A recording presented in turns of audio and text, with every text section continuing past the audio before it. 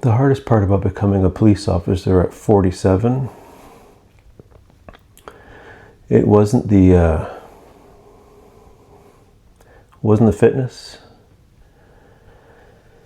it wasn't the interviews, it wasn't the application process at all, really. It was the decision.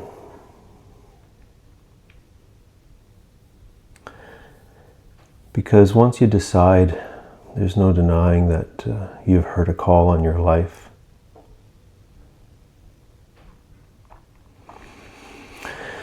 And I don't mean any kind of a dramatic event.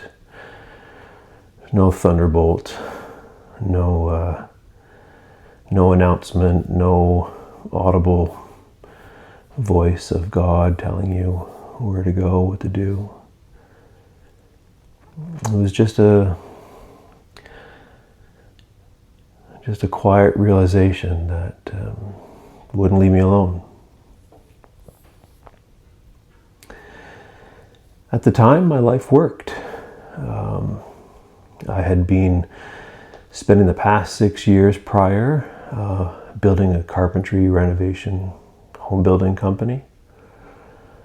I started out on my own, doing everything by myself, and grew that to the point where we had employees, a team of carpenters. My wife was even able to join us as a business administrator full time. So that was a pretty exciting moment for us back then. I was also teaching carpentry part-time as an instructor with the local college. So I mean, we were busy. We were stable. We were developing a good reputation in the area where we were working, becoming respected in the community.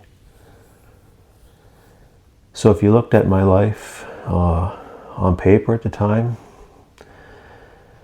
there was no real logical reason to drop it all. And I think that's what made this whole thing so confusing for me. Because there was nothing broken. I mean, there were challenges, of course. Anyone out there watching who's been involved in business ownership, it's extremely stressful, especially in the construction world, the world of the trades. It's very challenging. So there was definitely lots of stress.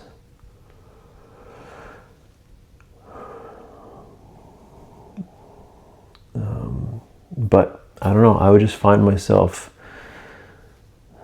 sitting, I don't know, early morning, late at night, and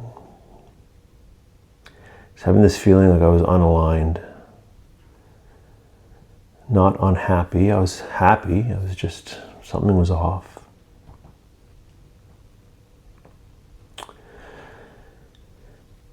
And for those of you who know me, know that I've had this pull. I've felt this pull toward emergency services ever since I can remember.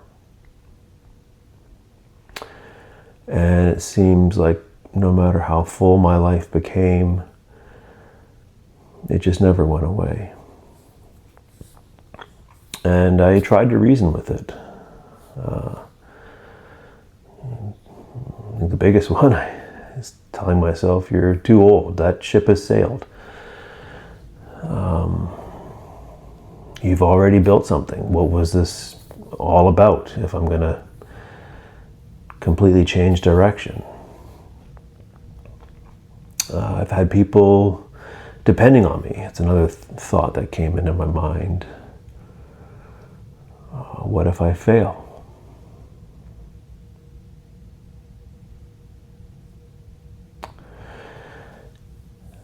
The real challenge came with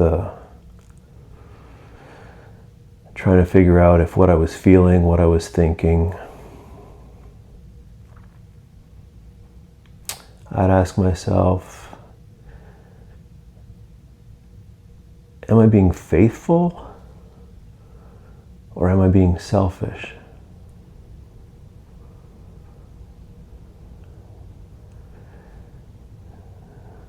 Is what I'm thinking, what I'm feeling, is it me being obedient? Am I displaying like obedience, or is it ego? And I'll tell you, that's for a man, that can be a very difficult thing to discern.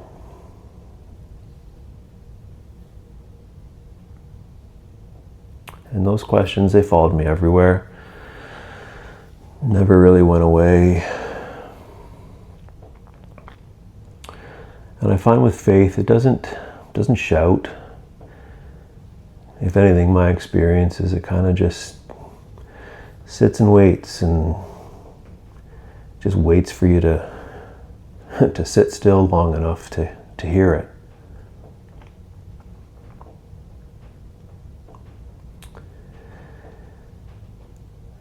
Making this decision, as I thought about it and considered everything that you consider when making a big decision in your life, I knew that making this decision was also going to mean accepting a major loss.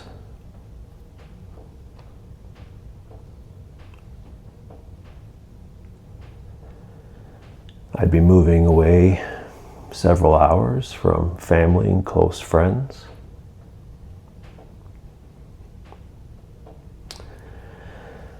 And my daughter, who's my youngest, she was in her last year of university, the last year of high school at the time. And I remember she was doing all the preparations that you do at that age in preparation for university, which for her was happening that coming fall.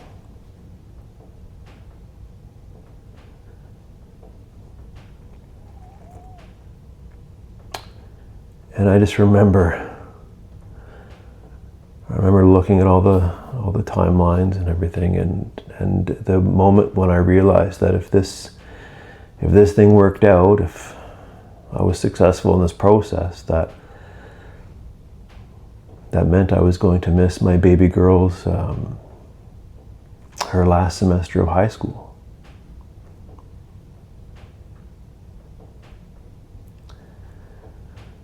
I was going to miss games, I was going to miss milestones. And I'd never missed that with any of my kids. And I just remember thinking that, man, that's going to break my heart.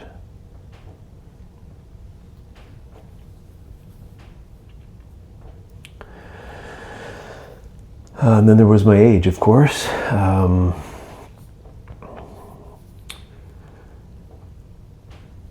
I knew that in this process there was quite likely I was going to be one of the oldest, if not the oldest. Majority of the recruits were going to be in their 20s. So like that's the age of my kids.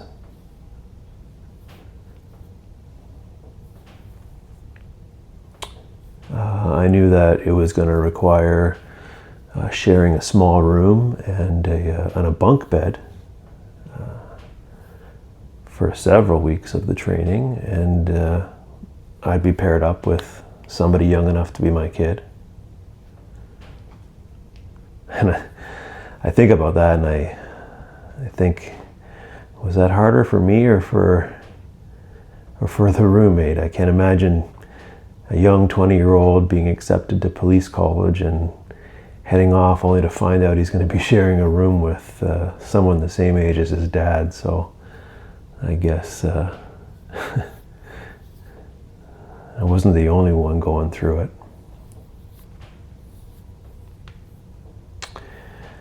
I knew I'd be taking instruction from people decades younger. I don't think that bothered me as much as the thought of heading there and seeing people from my generation, but in significantly different roles. I was going to be seeing, there at 47 looking around, I'd be seeing, people my age as sergeants or chief instructor, or, dealing with, I could have been a 47-year-old staff sergeant or inspector by now, and instead I was going to be a 47-year-old rookie. So that carried some challenge as well. And every morning I would wake up having to fight the thought of, what the heck are you doing here?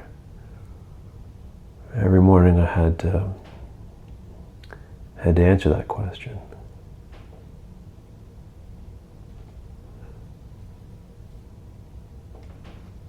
And it's been my experience that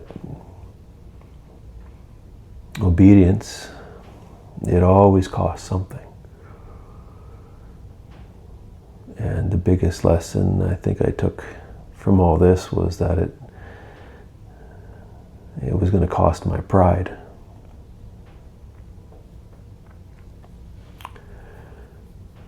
And out of all this,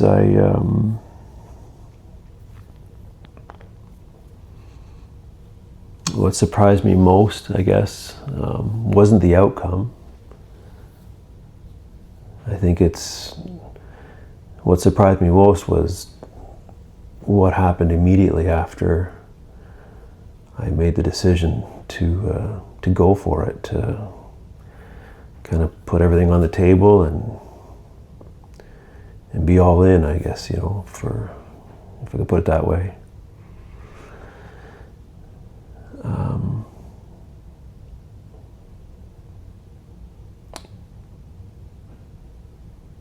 I felt like I had clarity. I had this new motivation to be in the gym every day, and some training every day, and I'm managing stress differently. Because there was still stress, and there's a lot of anxiety for sure around the whole application process. As you go through that, it's a difficult process, but even in all that anxiety, I still remember this calm underneath it all. And that calmness, that peace, it came before the academy. It came before any acceptance phone call. It came before any level of certainty was obtained, through this process about how the application was going. And I just felt aligned, is the best way to put that. So if you're watching this and you're dealing with any big decision, it doesn't have to be major career change or anything, just any, it can apply to any decision that you're facing in life.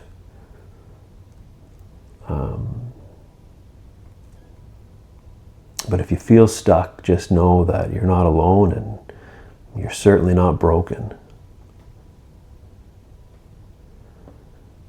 You just may be avoiding making a decision, a difficult decision that you know you need to make. My father-in-law was a federal court judge. He was a provincial court judge before that, and basically spent his entire career making very difficult decisions and relied on basically the facts that were laid out before him. And I'll never forget him telling me one time, he says, Len, the decisions in life that we come up against, deciding between good and bad, those are easy. There's nothing tough about that. He said the toughest decisions in life are when you're forced with trying to decide between what's good and what's best. And that always stuck with me. And so that's why I made this channel. It's just an opportunity to try and have this space for men who are in the midst of all that and trying to navigate that in their life. And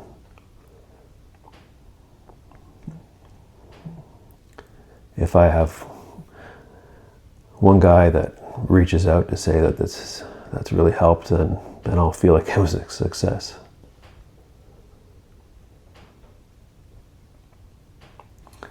But yeah, so for men standing in that moment, to make those decisions and to really make those big leaps of faith, you're gonna do that with faith and with discipline and with intention.